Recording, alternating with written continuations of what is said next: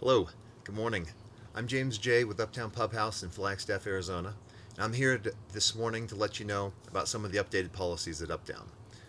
Yesterday, Governor Ducey issued an order regarding masks that local governments may no longer require masks to be worn.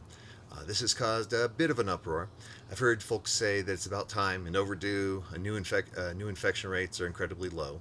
I've heard folks also say it's way too soon, we finally have the virus on the run, and we should be extra cautious. The one thing that seems universal is that I've heard no one say they're happy about the timing. So there's also a tremendous amount of confusion and misinformation going around out there as well. To add to this confusion, we haven't heard anything from the state regarding the particular reopening guidelines that the governor issued on August 10th, 2020 for bars, Class 6 licenses like ours. Those are the guidelines we've been running under for about 8 months now. To that end, I'm going to contact our local liquor control agent, Detective Herb Carruthers.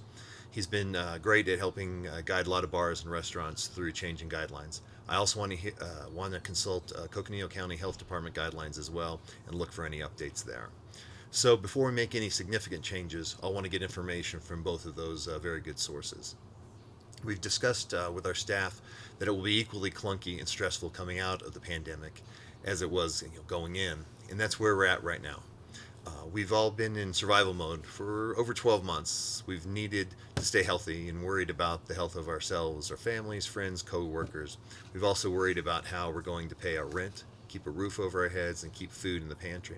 Survival mode, of course, is exhausting.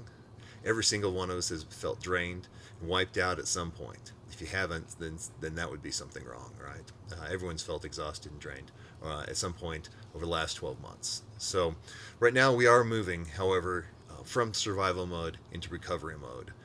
It's weird, and we still have to have a lot of work to do, but we are getting closer. To that end, I found that during tough times, whether it be this pandemic or other emergencies, asking what can I do to help is a much better strategy than asking when do I get to this or when do I get to do that. What can you do to help? That's what we should be asking right now as we move into this recovery phase.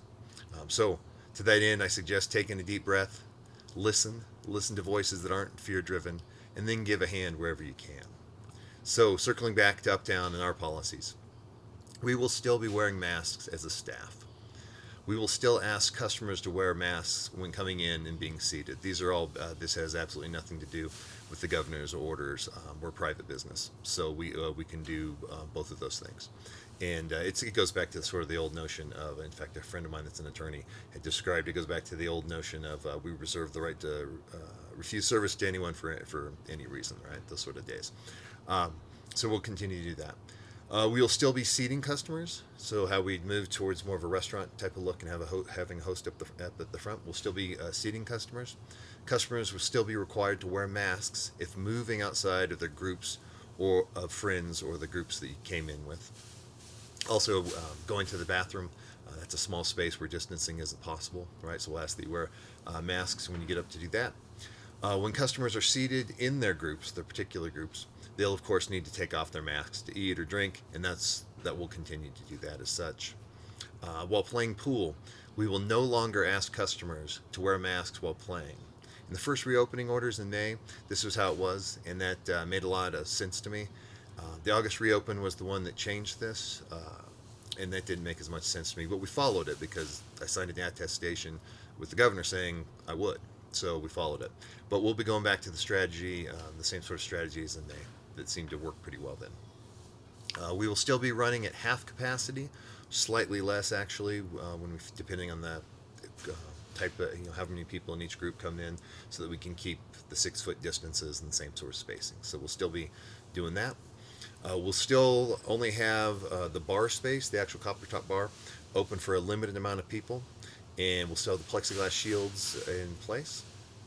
We won't just yet go back to the 2 a.m. closing hours. We've been closing at midnight on Wednesday, Thursday, Friday, Saturday, Sunday, and actually 10 a.m. on Monday and Tuesdays.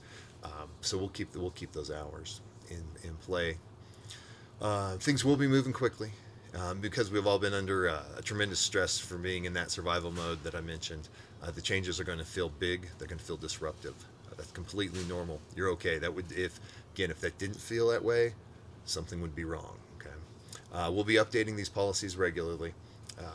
I don't anticipate the mask policy changing or any other policies like that until our staff has a chance to become fully vaccinated.